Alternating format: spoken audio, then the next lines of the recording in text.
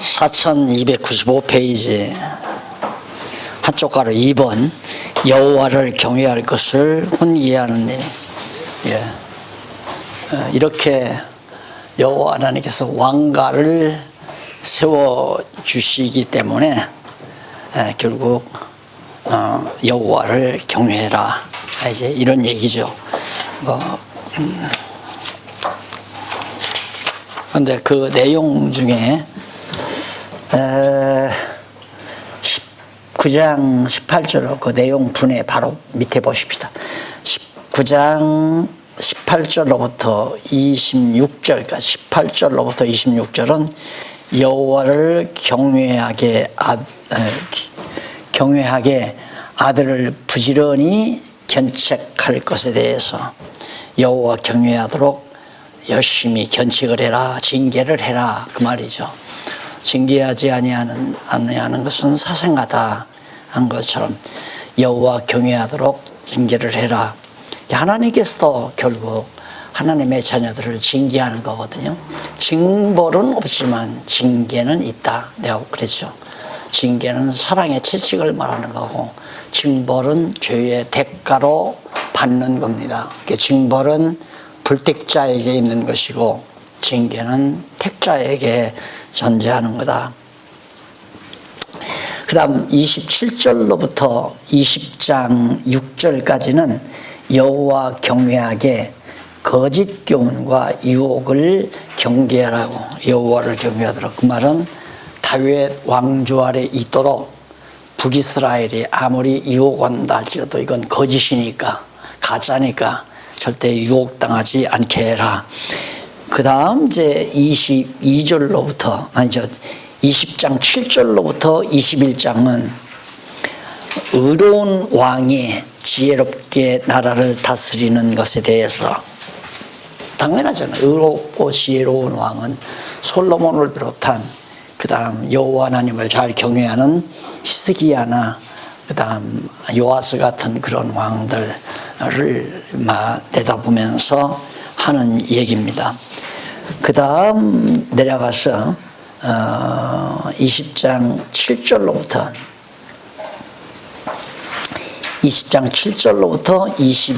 21절까지는 의로운 왕이 지혜롭게 나라를 다스리는 지혜에 대해서 가르쳐주고 22절로부터 21장 4절까지는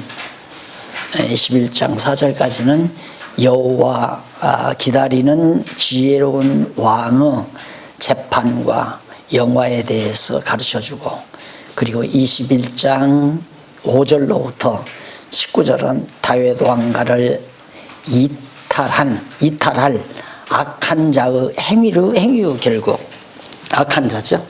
다윗 왕가를 이탈할 악한 자, 여로보암의 후계들을 다 지칭하는 얘기입니다.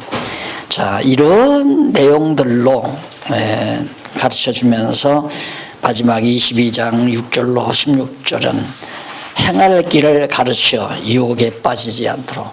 오늘 행할 길이라는 말은 이 길이냐 그 말이죠. 문제는 이 길을 잘 가르쳐야 된다, 그런 얘기입니다. 즉 오늘 우리로 하여금은 그리스도의 다스림 아래, 통치 아래서 절대 떠나지 말아라, 그 말을 이제 올바른 교회를 떠나지 말라는 말과 같은 얘기죠. 올바른 교회 생활을 잘 하도록 그렇게 하는 거. 교회 생활을 잘 한다는 건 그리스도의 통치를 잘 받는다는 얘기거든요. 그런데 현재는 그게 아니잖아요.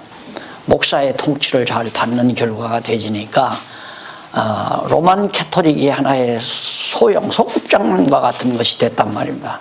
로만 캐토릭은 교황이 전 세계 교회를 다스리지만 개신교는 지역 교회를 목사가 다스리잖아요. 소꿉장난과 같은 거죠. 그래서 창피해서도 하지 말아야 되는데 그 창피하게 생각 안 하잖아요. 이제 바로 교회 하나 세워놓고 대장 노릇하는 거, 내가 이러라 저러라, 그거 안 돼, 내 말대로 해, 내가 하라는 대로 해, 이건 10번도 아니거든요. 결국 하나님도, 솔로몬도 그거 아니에요. 여러 번 가르쳐주면서 솔로몬이 여로보암 신하에 불러라, 너 절대 나가지 말아라, 이게 아니잖아요. 알려는 주지만은 나가고 안 나가는 건 여호와 하나님이, 주권자이신 여호와 하나님이 나가기도 하고 머물러 있기도 하고, 이런 모든 역사 내용이 하나님의 정하신 뜻 가운데서 이루어진다. 22장 16절까지 나온 얘기입니다. 그럼 간단간단 한번 넘어가면서 정리를 하고요.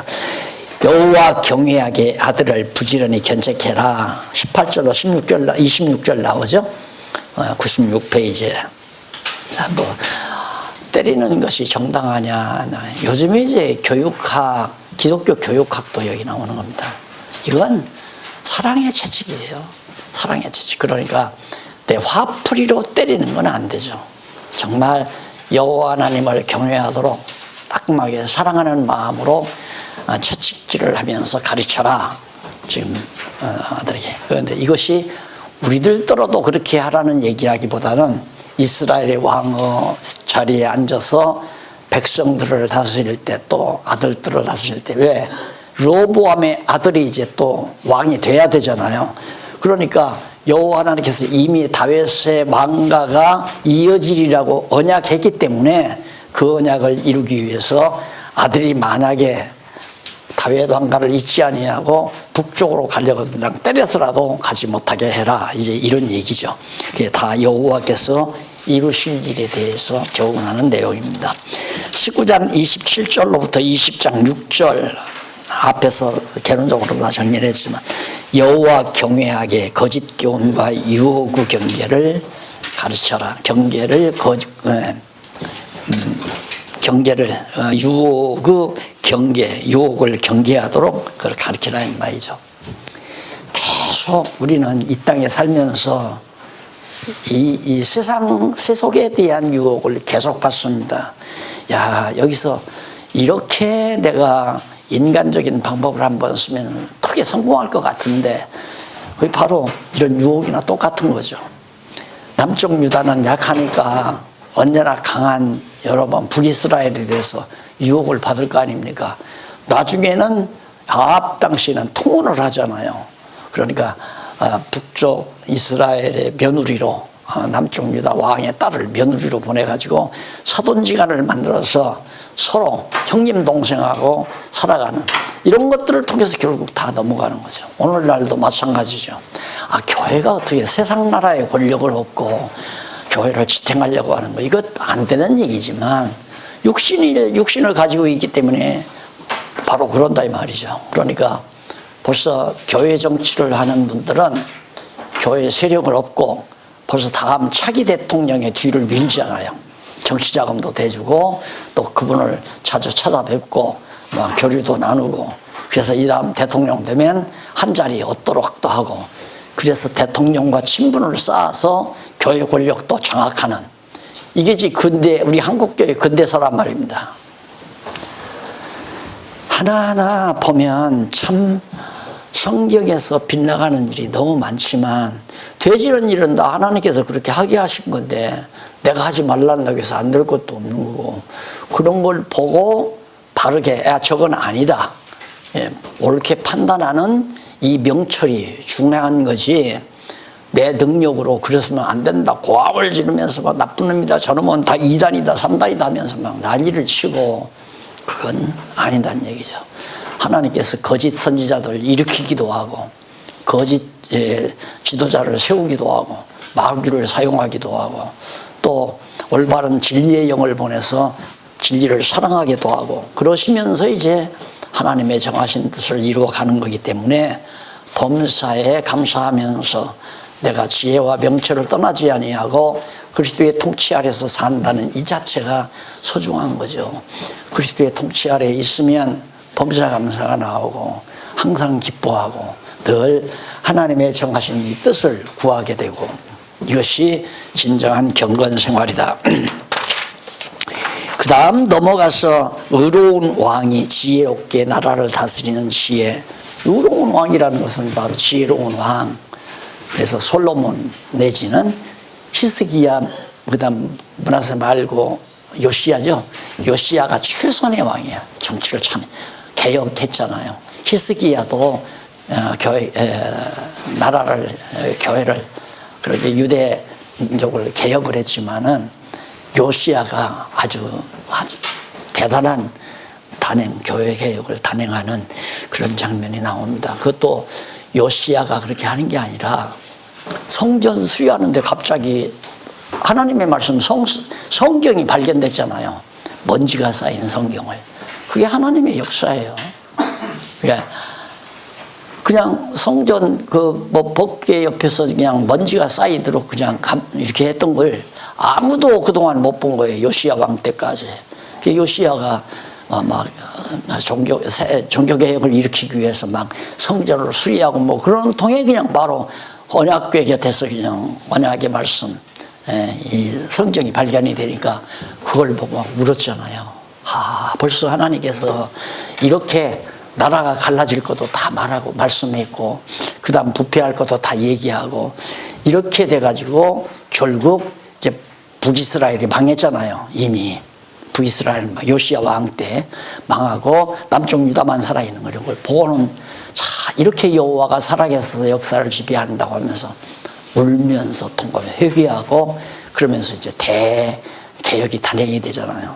이게 이제 여호와 하나님께서 하시는 거다. 그래서 나는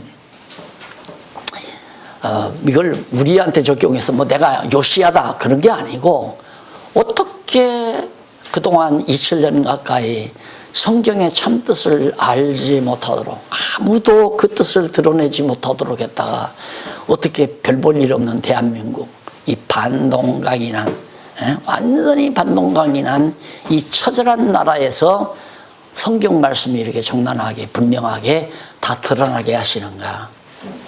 요시야 때에는 성경, 신구약 성경도 아니잖아요. 구약 다도 아니고 신명기까지 할 거야. 아마 그럴 거예요. 신명기까지. 그게 그냥 발견이 됐는데도 대단행이, 종교개혁이 일어났는데, 일어난 게 아니라 요시야가 한 게 아니라 여호와 하나님께서 그렇게 하게 한 거거든요. 그래서 나 그런 걸 볼 때 지금 우리로서는 요한계시록까지 모든 내용이 적나라하게 다 드러났단 말입니다. 오늘도 아침에 신문에 보니까 또 신천지에서 막 광고를 크게 광고를 냈더라고요.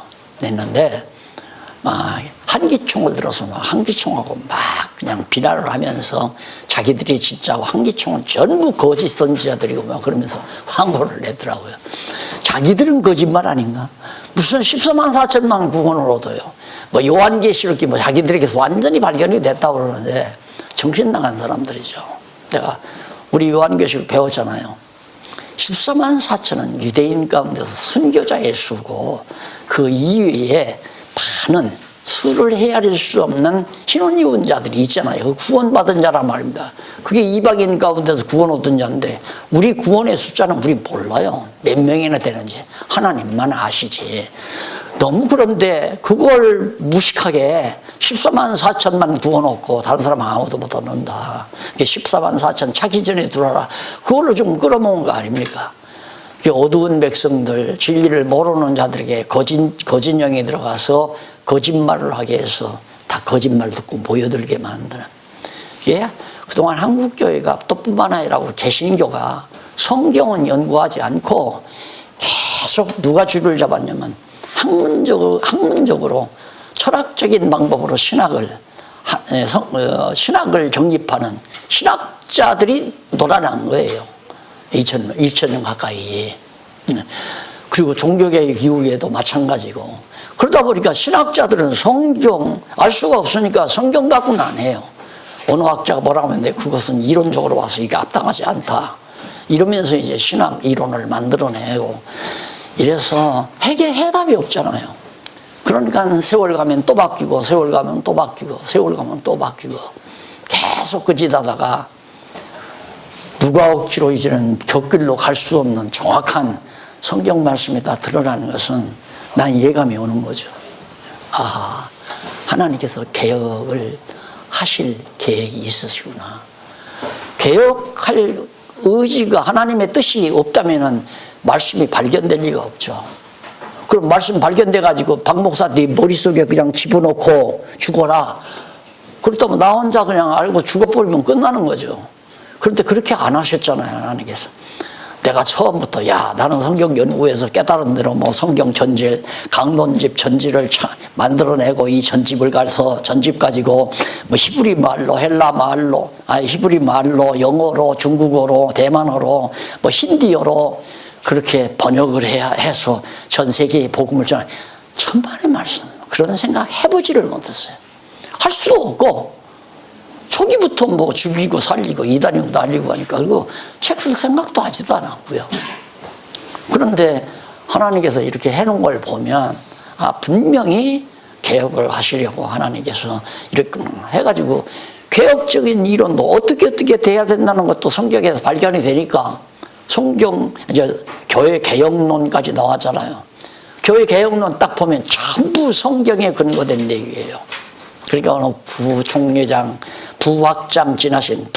지나신 목사님이 그걸 읽고 쫓아와가지고 지난번 말씀드렸나 정성들여서 많이 절을 해요. 존경합니다 하고 이게 뭔 소리야 지금 같이 들어가면서 그러지 마 그러면서 왜 그래 그러니까 존경스럽습니다. 내가 미처 몰라봤습니다. 그러면서 얘기를 하더라고요. 그러면서 지금도 그 교회 개혁론을 의중에 두고 계속 연구하면서 그거에 대한 이제 학문적 비판서를 쓰겠다. 이게 이 교회 개혁론이 성경적으로 옳다. 이걸 그래서 이제 과거 신학자들의 모든 자료를 수집해서 당신이 비판서를 쓰겠다고 지금 준비하고 있으니까 목사님 기대해 주십시오. 그래서 고마운 일이구만 그래서요. 그것도 누가 시키면 내가 시키면 늘 돈 줘야 되고 용돈 드려야 되고 뭐 수고료 드려야 되고 하라고도 안 했어요. 그런데 자기가 한다는 거예요. 번역서도 마찬가지지. 누가 번역하라래나요?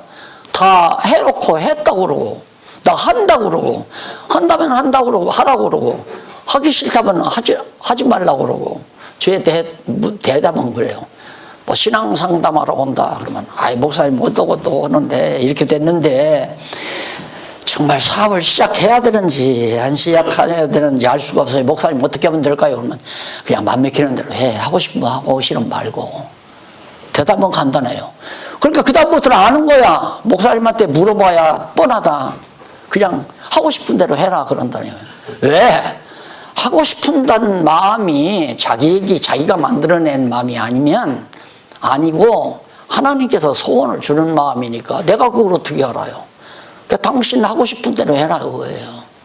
그러니까 욕심이 잉태돼서 죄를 낳도록 욕심으로 시작하는 마음도 하나님이 주시는 거고 욕심 잊어버리고 하나님의 선하신 뜻대로 하고자 하는 마음도 하나님이 주시는 거니까 마음에 원하는 대로 하라고.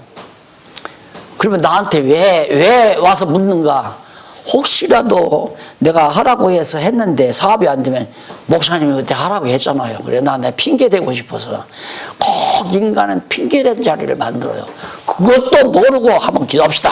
주여 이 자매가 지금 사업을 시작하려고 하는데 해야 됩니까 안 해야 됩니까? 주여 응답하시옵소서. 주여 원하오니 응답해 주시옵소서 하고 기도만 하고 하나님께서 하면 좋다고 내 마음에 그렇게 감동이 온다고. 그러면 봉투 하나 놓고 가잖아요. 고맙다고. 이게 말이 안 되는 거죠. 그러니까 정말 나라를 지혜롭게 다스리는 왕은 하나님이 세우시는 거고 미련하게 다스리는 왕도 하나님이 세우시는 거고. 그 다음 20장 22절로 21장 4절까지 보면 여호와 기다리는 지혜로운 왕의 재판과 영화를 가르치는 그런 내용입니다. 여호와를 기다리는, 그러니까 여호와께서 임하시기를, 여호와께서 정말 다스리시기를 원하는 그런 지혜로운 왕. 그 솔로몬이 자기가 경험했잖아요. 여호와께 지혜를 구하고 재판을 했는데 두 여인이 아기를 낳아가지고 밤중에 자다가 아기가 하나 죽었는데 누가 죽였는지 알 수가 없는 거예요. 그리고는 살아있는 아기를 서로 자기 아기라고 난리를 치는데 이걸 재판을 해줘야 하는데 솔로몬이 그걸 어떻게 할 수 있어요? 요즘 같으면 간단하죠.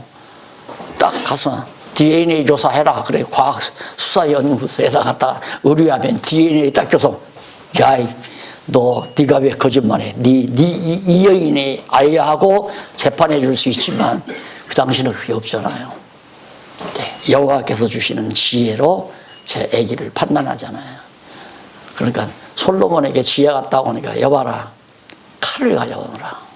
신하가 칼을 딱 가지고 저 아기 산 아기 반절 딱 쪼개가지고 반반 나눠줘라. 그러니까 진짜 어머니는 안 돼요, 안 돼요, 절대 짝게지 마세요 그러는데 가짜는 그렇게 해주세요, 그렇게 해주세요.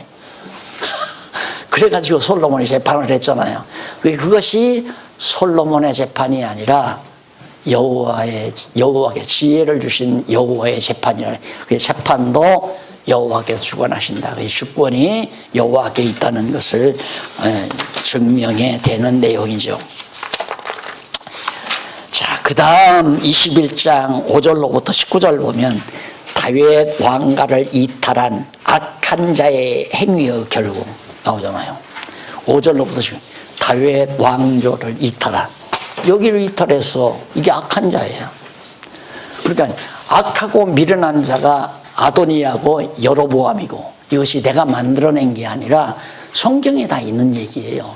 이따가 이런 거 하나만 발견해도 아하, 지금까지 잠언서에서 의롭고 지혜로운 자, 악하고 미련한 자는 솔로몬과 르호보암 남쪽 왕들을 말하는 거고, 여기는 아도니아 즉 북쪽 여로보암을 비롯한 왕들을 말하는 거구나. 그게 바로 드러나는 거죠. 그래서 이 원리만 찾으면 성경 해석은 줄줄줄줄 바르게 딱 정리가 되는 거 아니겠어요? 결국은 망하는 거예요. 결국은 망하는 아수르에게. 그 다음 21장 20절로부터 22장 5절까지 나옵니다. 여호와를 경외하며 살아야 하는 까닭. 왜 여호와를 경외해? 간단하잖아요. 여호와가 주권자니까 여호와 경외해야 한다. 그러니까 또 왕이 되지만 내 뒤를 이어서 르호보암 네가 왕이지만 건망 떨지 말라 이 말이야. 네가 왕이 아니다. 너를 왕으로 세우신 그분이 진짜 왕이다. 주권자다. 그러니까 그분 경외해라 이 말이죠. 그래서 이제 이거 끝나면, 잠언서 끝나면 전도서도 공부하지만 전도서 내용, 전도서도 아주 쉬워요. 아마 다음 주부터는 전도서 시작할지 모르겠지만 다음 주 아마 전도서 오후에는 전도서 시작할 것 같아요. 전도서 아주 간단해요. 원리적으로 딱 정리하면. 그래서 정말 여호와가 진짜 주권자다. 그러니까 경외해야 한다 이 말이죠. 결국은 성경 전체가 여호와 되심을 계시하는 내용이라는 게 너무 분명하잖아요. 왜? 솔로몬이 구약 성경을 그렇게 해석을 하니까 하나님께서 섭리하시는 이스라엘 민족의 역사를 그렇게 해석을 하는 거거든요. 여호와 경외하도록. 그러니까 경외하기 위해서 여호와를 계시하는 거죠. 여호와가 주권자라는 걸 계시하고, 여호와가 전능자라는 걸 계시하고, 여호와가 신실하신 여호와라는 것을 시편에서 찬양하고, 결국은 찬양은 해석의 결과로 나오는 거 아니에요. 해석의 결과. 성경을 통해서 여호와가 계시되니까 여호와를 깨닫고 나니까 여호와에 대한 경외심에 의하여 찬송이 나오는 거거든요. 신앙도 그거 외에는 없어요. 그러니까 이제 목사님들이 이제 그동안 공부하면서 내가 볼 때 작년도까지만도 긴가맹가 들어보면 그런 것 같고, 또 가서 좀 생각해 보면 안 그런 것 같고, 또 안 듣자니 궁금하고, 듣자니 또 아닌 것 같고, 그러면서 그럭저럭 작년도까지만 지났는데 금년에 들어오면서 맞기는 맞는 것 같다. 이러면서 이제 지금 와서는 내가 볼 때 거의 계속해서 공부하신 분들은 진짜 맞구나. 그러니까 이제 제가 내년 첫 학기 끝나고, 내년 학기 끝나고 다 끝나면 된다니까 안 된다고 10년은 더 해야 한다고 그러잖아요. 그래서 목사님 한 분의 얘기지만 아마 다 그런 심정일 겁니다. 너무 분명하니까. 그러니까 결국 목사도 장로도 권사도 할 것 없이 누구나가 다 여호와 경외하기를 배우기 위해서 교회 다니는 거 아니에요. 교회는 교회가 뭐 하는 곳인가? 여호와가 누군지 가르치는 게 교회예요. 여호와가 누구냐? 살아있느냐 살아계시지 않느냐를 가르쳐야 되고, 또 그분이 어떤 분인가를 가르쳐야 되고, 그러면 살아있느냐 안 살아계시냐는 성경 전부 가르치다 보면 진짜 살아계시구나 믿게 되고, 그 다음 그럼 어떤 분이냐 하는 건 속성이 다 드러나니까 그분이 정말 전능하신 분이고 신실하신 분이고 주권성을 가지고 있는 통치자이시고, 그분이 정말 영원하신 분이고 자비로우신 하나님이다, 여호와다. 그래서 결국 경외심이 나오니까 그분에 대한 자랑, 어디 가도 여호와 자랑, 어디 가도 여호와 찬양을 하는 거죠. 할렐루야. 제일 유명한 곡이 그거네. 기독교 서구 문명에서, 유럽 서구 문명에서 가장 웅장한 찬양이 있다면 할렐루야, 할렐루야, 할렐루야. 막 전청중이 다 일어나서 막 할렐루야 부르잖아요. 여호와 찬양이죠. 여호와를 찬양하라, 여호와를 찬양하라. 그러니까 뭔가 어렴풋이나마 유럽 시대 서구 신학에서도 여호와가 얼마나 위대하신 분인가는 알았어요. 그 예술가들, 음악가들도 그걸 깨달았단 말입니다. 왜 그러면 시편 같은 때 할렐루야 막 나오니까, 그래서 이제 할렐루야 찬양이 나오고, 그 찬송도 우리가 현재 사용하고 있는 찬송도 1장에서부터 약 한 100장 정도 앞부분은 다 성경적인 게 참 많습니다. 그런데 그 뒤에는 다 경험을 노래하고 자칫 잘못하면 어떤 신앙을 노래하고 이렇게 하는데 좀 성경과는 거리가 먼 게 너무 많죠. 그래서 1장에서 한 100장 이전에는 하나님의 위대하심을 찬양하는 부분이, 그래서 대개 소위 예배 시간이라니까 정식 예배 시간에는 고안에서 찬송을 택하잖아요. 그런데 이게 교회가 점점 다 이제 소위 복음주의로 흘러가지고 막 주일날 예배 시간에 복음송도 부르고 저 뒤에 나오는 찬양도 부르고 천국에 대한 찬양도 부르고 그러면서 이제 예배를 드리는 경우도 있지만, 진짜는 여호와만을 찬양하는 할렐루야 찬양 외에는 없어요. 그리고 아멘, 아멘과 할렐루야. 아멘은 언약대로 이루십시오라는 것, 언약대로 이루어주세요. 할렐루야는 언약대로 이루신 여호와를 찬양할지어다. 이게 바로 우리의 간구고 찬양이고, 이건 기도, 간구. 내 욕심대로 해달라고 이것도 해주고 저것도 해주고가 아니라, 아멘, 하나님께서 언약하신 대로 정하신 뜻대로 이루어 주십시오라고 바라는 것이 아멘이고, 그렇게 이루신 여호와를 찬양하는 것이 할렐루야고. 그럼 끝났잖아요. 기도와 찬양. 기도는 아멘, 그 다음 찬양은 할렐루야. 그러니까 기도라고 하는 건 아멘이면 완벽하다니까요. 아주 완벽해요. 거기서 이제 좀 이렇게 하려면 뜻대로 하시옵소서, 아멘. 그렇게 뜻대로 하시라는 말은 작정하신 대로 이루십시오, 그게 아멘이죠. 내 뜻대로 하시옵시고 아버지의 뜻대로 하시옵소서. 거기서 이제 더 자세히 하려면, 하나님이 이렇게 하셨으니까 이렇게 해주세요. 하나님 땅끝까지 복음이 증거된다고 했으니까 이 놀라운 복음이 중국에도 인도에도 동남아에도 중앙아시아에도 널리 전파되도록 역사해 주시옵소서, 아멘. 그건 반드시 이루어지잖아요. 그건 반드시 이루어진단 말입니다. 왜? 땅끝까지 이루어진다고 예수님께서 언약했으니까. 그러니까 그걸 구하고 사는 것이 우리의 기도죠. 그래서 제가 그랬잖아요. 저는 기도가 간단하다.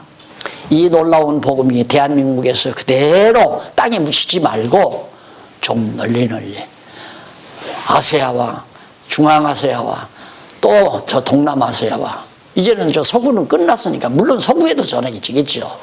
전해지지만은 주로 이제 아시아 쪽으로 이 복음이 증거되기를 원하는 그 간절한 소원, 그 하나밖에는 기도하는 게 없어요. 하나님 아버지, 이제 노후 생활 자금이 조금 모자란데 좀 보태주세요. 아들이 지금 어디 다니는데 그 직장에서 직장 생활 잘하게 하시고, 월급도 좀 오르게 하시고 용돈도 좀 더 많이 달라 줄 수 있도록 인도해 주시옵소서. 그런 것들은 믿지 아니하는 불신자들이나 하는 기도지 우리가 하는 기도가 아니라고 그랬잖아요. 뭘 먹을까 뭘 마실까 그건 하지 말아라. 하나님의 정하신 뜻만 구해라. 그것이 바로 아멘과 할렐루야가 연결되어지는 22장 6절로 16절 행할 길을 가르치어 유혹에 빠지지 않도록 함을 가르칩니다. 행할 길, 이게 행할 길이에요. 이 말은 뭐냐면 내가 살아가기 길이 뭐냐면 하나님께서 이미 창세전에 만세전에 정해놓으신 그 뜻대로 내가 살아가게 된다 이 말이에요. 그 뜻대로 살아가니까 그 뜻을 어긋나서 살지 않도록 가르쳐라 그 말이에요. 가르쳐라. 참 이게 얼마나 큰 복인지 모르죠. 이게 얼마나 지금 내가 이렇게 살아가는 것이 하나님의 정하신 뜻이다. 근데 내 마음속에 이렇게 살지 않고 이렇게 살고 싶은 마음이 생긴다 이 말이에요. 그러면 이게 내 욕심에서 나온 건지 하나님의 정하신 뜻 가운데서 하나님이 주신 마음으로 그러는 건지 그러니까 내 편에서 긍정적인지 부정적인지는 내가 잘 분별할 수가 없는데 정확하게 분별할 수 있는 근거가 있어요. 내가 하나님의 뜻을 알고 이렇게 가려고 하는 건지 그렇지 않으면 내 욕심이 지금 가는 길이 내 욕심이 안 채워지니까 내 욕심을 채우기 위해서 이렇게 가려고 하는 건지 욕심이 잉태되는 건 곁길로 가는 거예요. 그 욕심이라는 건 절대 안 됩니다. 욕심을 구해도 안 되고 욕심을 채우려고 해도 안 되고 그러니까 욕심을 부리지 말아야 되는데 그래서 욕심이 잉태한 즉 죄를 낳는다고 바울이 그렇게 말해주잖아요.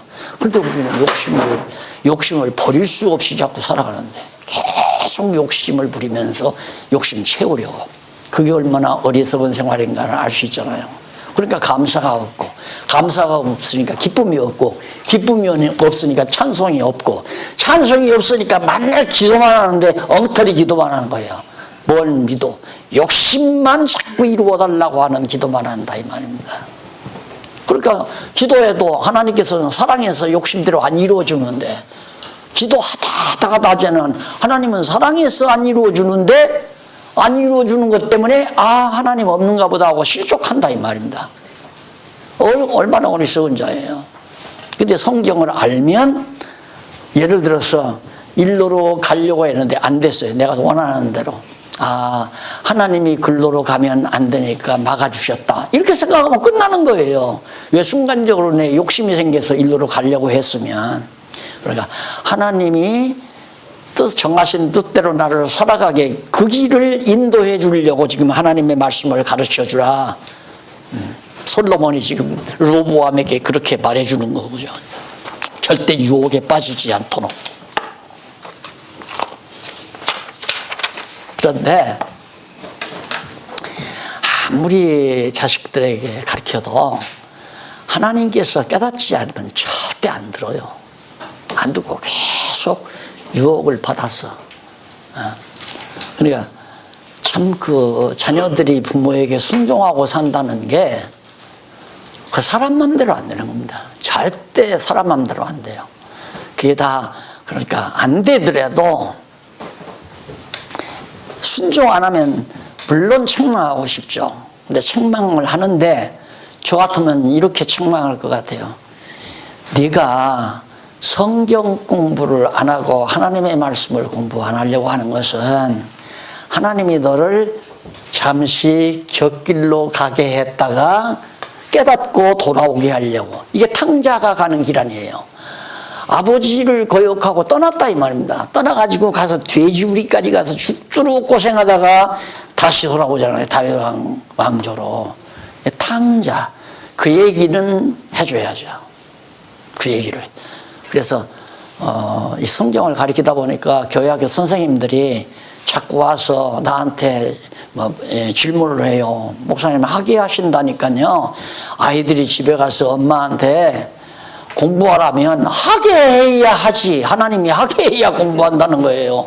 그러니까 부모들이 전부 와서 막 항의를 한다는 거야. 이거 그렇게 가르쳐서는 안 되겠다고. 그래서 이걸 어떻게 해야 돼요? 그래. 그 뭘 어떻게 해?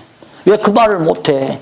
네가 이렇게 올바른 길로 하나님의 말씀대로 공부 열심히 하고 부지런히 하라고 그렇게 가르치는데도 말 안 듣는 거 보니까 네가 공부를 안 하면 형편없는 회사에 들어가거나 안 그러면 직장을 잡지 못하거나 해서 탕자처럼 돼지우리에 가서 고생하다가 그때야 그때 엄마가 공부할 할 때 공부 열심히 할 걸 이때야 후회하고 아마 나한테 다 늙은 할머니 같은 나한테 와서 어머니 나 풀빵 장사하게 돈 100만 원만 니 아까 사고 빵 굽는 틀 사게 100만 원만 주세요 하고 돌아올 놈이야. 그런 얘기 해주면 될 거 아니냐. 하나님께서 너한테 공부할 마음을 안 주는 것은 그런 쪽으로 가게 하려고 그러는 거 아니겠냐. 이것까지는 왜 안 가르쳐주고 무조건 하나님이 하게 하신다는 것만 가르쳐주니까 못 깨닫는 거 아니냐. 그러니 내가 하나님의 뜻대로 살고 싶은 소원이 있다는 게 엄청난 복이죠. 정말 엄청난 복이에요. 왜 하나님이 그 소원을 주니까. 내 마음 가운데 나는 이제 내가 얼마 전만 해도 사실 전번에도 고백을 했지만 나 은퇴할 때 장로님들 나는 다른 거 바라지 않습니다. 리무진 버스만 한 대 사주십시오. 선교용으로 쓰랍니다. 사실 그렇게 말을 했지만 리무진 버스 지금 이제 뭐 도로 다 닫고 고속도로 닫고 뭐 철도도 다 닫고 한다고 하잖아요. 분명히 내다본 거죠. 앞으로 열린다. 그러면 정말 실크로드로 버스 달리면서 그 말 듣고는 어느 권사가 운전을 배웠어요. 운전. 자기는 운전을 하면 틀림없이 자기는 끼워줄 거 아니냐. 이 계산에서. 근데 그게 선교가 목적이 아니라 유람, 여행, 솔직한 고백이죠. 언어도 안 통하는데 어떻게 선교를 하겠어요? 솔직히 말해서. 그러니까 한국 사람이나 만나면 그냥 예수가 이렇고 성경이 이렇습니다 이러고 오는 거 다니죠. 물론 선교는. 네, 하나님께서 그거 다 펑크나게 만들어요. 물론 중국에 대한 선교, 아시아권에 대한 선교는 늘 마음에 원하는 바 소원이지만 그 소원이 지금 하나하나 이루어져 가잖아요. 그러니까 그건 하나님의 정하신 뜻이기 때문에 되져 가는 거죠. 그래서 정말 삶 자체가 박력이 있을 수밖에 없잖아요. 그래 지금까지 솔로몬이 지금 그런 근거에 의해서 잠언서 찬양 내용을 아들을 향해서 아들과 더불어 나타나는 그 내용을 잠언서 찬양으로 이렇게 우리에게 전해준 겁니다. 자, 그러면 이제부터는 22장 17절로부터 31장까지 마지막 절까지 4절이에요. 3절 배웠죠? 우리가 3절까지.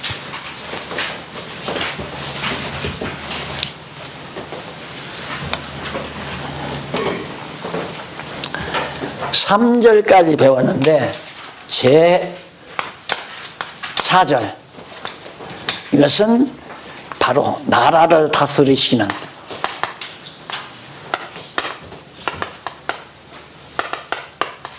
여호와. 22장 17절 17절로부터 31장까지 전도서 마지막이죠. 그 내용 분해를 밑에서 잠깐 살펴보십시다. 전반부가 22장 17절로 27장까지죠. 전반부는 나라를 다스림에 대하여 가르쳐주는 나라를 다스림, 통치에 대해서 교훈. 이것이 이제 22장 17절로부터 27장까지. 이게 이제 1번이죠. 2번은, 두 번째는 28장에서부터 31장까지. 나라의 형통함에 대하여 가르쳐 줍니다. 나라의 형통함. 통치라는 게 그거 아니에요? 다스리는 건 어떠며, 다스리는 결과가 형통하게 되는 건 어떤 건가? 여호와 하나님의 다스리면 나라가 형통하다 이 말이죠. 여호와 형통하다. 자, 언약서에 보면 시편 언약서는 하나님의 백성들은 의인은 시냇가에 심은 나무가 무성한 같이 형통하다 이 말이죠. 의인은. 그러나 악인은 그렇지 않으며 바람에 나는 겨와 같도다. 형통치 못하다는 얘기입니다. 그러니까 여호와께서 다스리는 나라 형통하다. 잘 된다 이 말이죠. 그러면 이 질문하면 분명히 또 목사님께서는 질문할 거예요. 형통한데 왜 바벨론이 와서 다 사로잡아가지고 70년 동안 포로 생활 시킵니까? 그게 형통한 일이라니까. 그게. 형통이란 하나님의 언약대로 오라 맞아요. 그게 형통한 길이에요. 그런데 자꾸만 형통한 길을 나 좋게 해야 형통하다고 생각하니까 답답한 거죠. 문제는 그렇게 섭리하시는 이유가 뭐냐면 여호와가 주권자라는 걸 깨닫게 하기 위해서 하는 거예요. 목적이. 근데 자꾸만 성경을 보면서 내 좋은 대로 해주기를 바라는 쪽에서 자꾸만 성경을 보니까 안 풀리는 거죠. 성경을 보면서 어떻게 하면 여호와가 하나님이신가, 여호와를 주권자로 알 수 있는가를 알게 하기 위해서 하나님이 역사 섭리를 해가는 거니까 이미 모세를 통해서 언약했으니까 7년 전에 언약했으니까 언약대로 이방에 사로잡혀 가야 되잖아요. 아수르는 먼저, 북이스라엘은 먼저 사로잡혀 갔고 남중미라는 나중에 사로잡혀 간다 이 말입니다. 사로잡혀 가야 형통한 일이다 이 말이에요.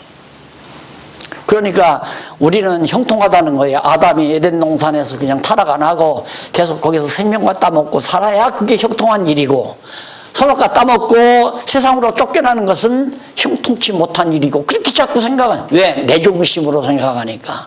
근데 하나님 중심으로 생각해서 여호와 하나님의 전능성과 그다음 신실성과 주권성과 영원성과 자비성을 계시하려면 에덴 동산에 타락하고 쫓겨나야죠. 그 형통하게 되는 게 아닙니까 그게? 왜 그거는 안 웃어요? 아까는 웃으시더구만. 웃으시는 건 공감 가니까 웃으신 거 아니에요. 이제는 아마 이 정도 목사님들이 이제 이해하기 시작하면 뭐 성경 그냥 어디를 보아도, 그러니까 빨리 옛날 가졌던 생각을 빨리 줘버려야 돼요. 뭔가 맥히거든. 내가 지금 기존 관념에 뭔가 매였구나. 그리고 잘 살펴보면 맞다. 이거 내 중심으로 생각했구나. 형통하다 보면 내 중심으로 생각하면 가난도 없고 질병도 없고 파괴도 없고 실패도 없이 모든 일이 잘 풀려나가야 형통하다고 우리는 생각하잖아요. 근데 이 형통함은 하나님의 뜻대로 되어져가는 것이 형통한 것이다. 자, 그러면 이거예요. 바로 이제 28장부터 31장까지가 오늘 자면서 다 끝나겠네요. 잘못하면, 잘하면. 22장 17절로부터 나오잖아요. 나라를 다스림에 대한 훈계 22장 17절로 27장까지 4324페이지예요. 거기에서 먼저 첫 번에 되는 게 지혜롭게 다스릴 것을 훈계함. 바로 다스리는데 어떻게 다스리는가? 지혜롭게. 지혜롭게 다스린다는 건 여호와 경외하도록 다스리는 게 지혜롭게 다스리는 거죠. 그렇죠. 여호와 경외하기를 가르치려고 이스라엘 다윗 왕국을 세워서 백성들을 다스리게 하시는 거니까 여호와 경외하도록 다스리는 게 지혜롭게 다스리는 거다 이 말이에요. 그거 바로 이 다스림은 물론 통치자이신 주권자이신 여호와께서 그렇게 여호와 경외하도록 다스리는 거죠. 그러면 모세가 신명기에서 너희들이 우상을 섬기고 이방신을 섬기고 아지 못하는 신에게 가서 뭐라 어쩌고저쩌고 하고 그렇게 하면, 거기 보면 그렇게 하면 내가 저주를 선언한다, 저주를 내린다. 그래서 에발산과 그리심산, 복을 주기도 하고 저주를 주기도 하고. 그런데 그걸 전부 신명기에서 가정법으로 표현했다고 그랬잖아요. 근데 가정법이 아니에요. 다 선언이에요. 이렇게 한다. 그러니까 정확하게 말하면 가나안 땅 너희들이 들어가면 우상에게 절하고 다른 이방신을 섬기게 될 것이다. 왜? 여호와 하나님께서 그렇게 하게 하시니까. 여호와를 저버리도록 어두운 영에게 맡겨놓으니까 우상에 섬긴다. 그때 내가 너희에게 재난을 준다. 막 흉년이 오기도 하고 전쟁을 일으키기도 하고 질병이 있기도 하고 이런 저주가 너희에게 있다. 그게 언약이에요. 그 언약 반드시 이루어진단 말입니다. 그런데 언약을 그렇게 저주만 하느냐? 복도 주겠다 이거예요. 그런데 우리들은 아까도 말했지만 형통하다는 것도 우리 중심으로 생각하면 절대 불길한 일은 없어야 되잖아요. 근데 불길한 일이 전부 저주거든요. 형통한 일은, 좋은 일은 다 아주 우리에도 유익한 일이고. 그런데 여호수아서 마지막 부분에 가보면 불길한 일이, 좋은 일과 불길한 일이 다 이루어졌더라. 그 말이 나와요. 여호수아 끝부분에 가보면. 그게 뭐냐면 하나님께서 이미 앞에서 언약하신 대로 때로는 질병이 와서 어렵게도 되고 저주도 받아서 막 보라의 무리들이 땅이 갈라져 죽기도 하고 이런 일들이 많이 벌어졌잖아요. 그 불길한 일이죠. 그런 일도 다 이루어지고 좋은 즐거운 일도 다 이루어졌다. 그러니까 좋은 일, 불길한 일과 불길하지 아니한 좋은 일이 다 이루어져서 결국은 여호와 하나님 경외하기를 배우게 하는 거거든요. 이 여호와 하나님 경외하기를 배우는 그것이 바로 지혜롭게 되는 거고 그것이 이제 형통한 삶을 살아가게 만드는 그런 과정이다. 그렇게 생각을 하시면 성경이 하나 맥힐 데가 없어요.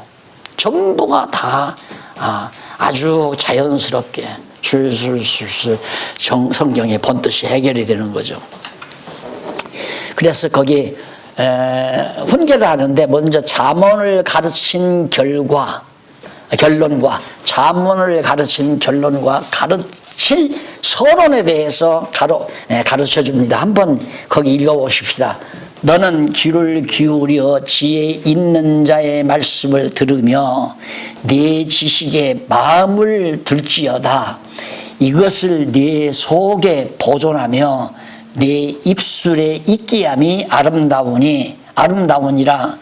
내가 너로 여호와를 의뢰하게 하려 하여 이것을 오늘 특별히 내게 알게 하였노니. 이게 이제 잠언을 가르치는 이유, 결론을 말해주는 거예요.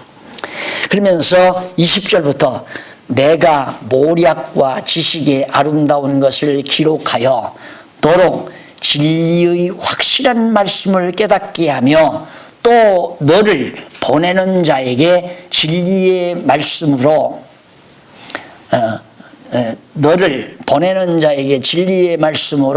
화답하게 하려 함이 아니냐. 그렇게 하기 위해서 내가 이 진리의 말씀을 가르친다. 그게 바로 가르칠 서론이에요. 앞으로 이제 21절 지나서 가르칠 서론. 그래서 이 짤막한 내용에 잠언을 가르친 결론이 나오고 앞으로 계속해서 가르칠 서론도 지금 나온 것이 바로 17절로부터 21절. 자, 그러면 우선 한번 잠언을 가르친 결론부터 보십시다. 23장 12절까지네요. 22절로부터 22장 22절로부터 23장 12절까지 상당히 긴 내용이죠. 여러 가지 탐욕을 부리지 말아야 하는 까닭. 탐욕은 어디서 나오느냐면, 그래서 여러분 그걸 알기 쉽게 이제 도표로 제가 여기서에 보면 이게 나오잖아요. 이게 사단의 영이란 말이에요. 사단. 이게 하나님이고, 하나님은 사단도 다 지배한다 이거예요. 하나님 안에, 하나님의 영역, 주권적 영역 안에 사단이 들어있거든요. 근데 이 사단에게 이렇게 매여 있잖아요, 일부가. 우리 인간이 이렇게 거듭난 우리 예수를 믿는 중생한 인간은 그래서 여기 육신의 소욕이 생기고 영의 소욕이란 말입니다. 근데 이 육신의 소욕은 사단이 뭘로 출발하면 욕심으로 출발을 해요. 욕심이란 자기 중심의 생각이 욕심이에요. 그러니까 자본주의가 이상이라고 말하는 것은 참 무식한 사람들이에요. 자본주의라고 하는 것은 자기 중심의 욕심을 채워나가는 것이 자본주의거든요. 그러니까 그건 사단의 권세 아래서 인간으로는 좋을 수밖에 없죠. 내 욕심 채우라는데 싫을 사람이 누가 있어요? 다 좋죠. 그러니까 욕심 채우기 위해서 주기에서라도 아버지 기규라도 보험금 타서 부자가 돼야 되겠다.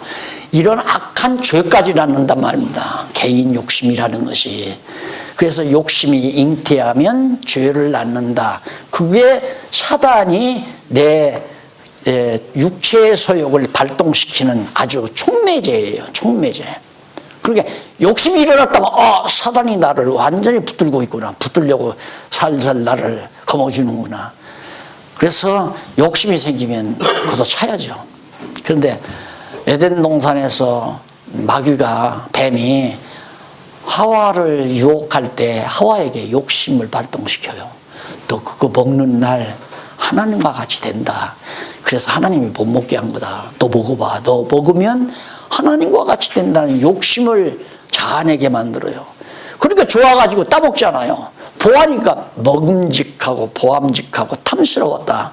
이게 아주 욕심이 생겼다 그 말 아니에요. 선악을 알게 하는 과일을 따먹을 욕심을 발동시켜서 범죄하게 한 거 아니에요. 그래서 욕심으로 시작하는 건 절대 안 된다. 교회 부흥도 내 교회가 제일 크게 교인들 수가 많아서 나 성공하려고 이건 다 자기 욕심이에요. 그게 그렇게 하지 아니하고 2사람도 좋고 10사람도 좋고 이 순수한 복음 진리를 정말 귀가 열린 자 하나님이 들을 수 있는 귀를 준 자에게 이 말씀을 전하는 것이 다다. 이렇게 순수한 마음으로 복음을 전하면 그게 진짜 욕심에서 하는 게 아니잖아요. 그래 듣거나 말거나 왜 듣고 안 듣고 하는 것이 내 뜻에 달린 것이 아니라 하나님께서 귀를 열어주면 듣고 안 열어주면 못 들으니까 10명도 좋고 1명도 좋고 20명도 좋고 200명도 2만 명도 좋고 하나님이 들을 귀 주면 그래서 인간적으로 성공하기 위해서 다 사실 그 위에 벗어난 목회자가 누가 있겠어요. 이 진리 깨닫고 이게 뜨거워가지고 이 놀라운 복음 이 아름다운 복음을 어떻게 나 혼자 가지고 있어 불쌍한 영혼들과 함께 나눠야 되겠다 이런 순수한 마음으로 전도자가 되는 사람이 그렇게 쉽지 않잖아요. 전도 50명만 하면 금반지 5돈짜리 준다. 100명 하면 10돈짜리 주고 그렇게 욕심을 불러일으켜서 교인들을 끌어모으게 만들잖아요. 그래서 양로원 같은 데 노인정 같은 데 가가지고 막 짜장면하고 탕수육 막 사다가 맛이 없으라고 하면서 다음 주일날 교회로 좀 나오세요. 그래 딱 나온다 이거 한 20명. 그럼 20명 다 전도자가 되는 거예요. 그 다음 2서너 주간 있다가 안 나와도 상관없어요. 이미 전도자 20명 데려왔으니까. 그런 식으로 해서 100명 나왔다 200명 나왔다 해서 금반지 타고 다 그런 거 아니에요. 그게 무슨 왜 전도예요. 그러니까 교인들이 많이 나오고 적게 나오고 아무 상관없는 그게 신경 쓰면 안 된단 말입니다. 그런데 그게 신경 쓰이잖아요. 자꾸만 그게 이제 연음이 안 놓고 있기 때문에 이걸 붙들고 있기 때문에요. 이걸 육체에서 이걸 붙들고 있으니까 계속 신경이 쓰이죠. 욕심 독약보다 더 무서운 줄 알면 됩니다. 독약보다 더 무서운 줄 알면 먹는 날 죽는다 생각을 하시면 그래서 거기 절대 타벽 부리지 말아야 하는 까닭을 거기서 밝혀준 거고요. 그 다음 넘어가서 23장 13절로부터 26절에 보면 여호와 경외하는 지혜로 부모를 즐겁게 하라고. 여호와 경외. 네가 여호와 하나님 잘 경외하고 르호보암 여호와 하나님 잘 경외하고 나라를 다스리면 누가? 부모가 즐겁죠. 솔로몬도 즐겁고 할아버지 다윗도 즐거울 거고. 그러니까 여호와 경외하는 자식이 제일 효자다. 이게 생각. 우리 신앙 안에서는 여호와 경외하고 사는 자식 가장 큰 효자다. 그 다음 27절로 35절에 보면 아비의 길을 즐거워하라며 경계할 것들에 대해서 가르쳐 줍니다. 아비가 여호와 경외하는 길로 갔으니까 너도 아비를 닮아서 여호와 경외하는 길을 향해서 가라. 이제 그런 얘기죠.